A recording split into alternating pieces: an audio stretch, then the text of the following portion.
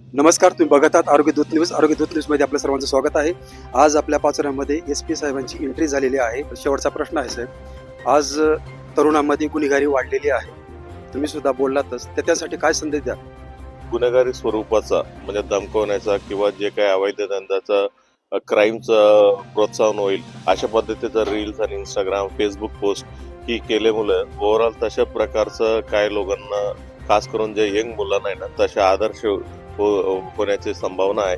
आणि काय काय ठिकाणी त्याच मुलं एक दोन इथं गुन्हे देखील झालेले होते. मग म्हणून म्हणजे मी असं सूचना दिल्या होत्या, म्हणजे आपला पोलीस अधिकारी आणि कर्मचारी देखील त्या सोशल मीडिया अकाउंट्स आणि पोस्टवरती लक्षच ठेवील. बट त्याच्यासोबत समाजामधलं जे प्रतिष्ठित नागरिक असतील समाजामधलं त्यांनी देखील म्हणजे त्याच्यावरती लक्ष ठेवा आणि त्यांना सर्व जे अशा मुलं जर त्या दिशेनं जात असतील त्यांना सूचना द्या. जर सूचना ऐकत नसेल तर पोलिसांना तुम्ही मदत घ्या. आम्ही आमच्या मार्फतीने देखील त्यांना सूचना देऊ आणि सूचनात ऐकत नसेल तर कायदेशीर कारवाई देखील करू, असं मी या सर्व लोकांना आवाहन केलं होतं. धन्यवाद साहेब, तुम्ही आता आरोग्य दूत न्यूजशी संपर्क साधलात. आताच त्यांनी गुन्हेगारी कसे थांबले पाहिजे, मुलांवर कशी काळजी ठेवली पाहिजे, आता त्यांनी माहिती दिली. धन्यवाद.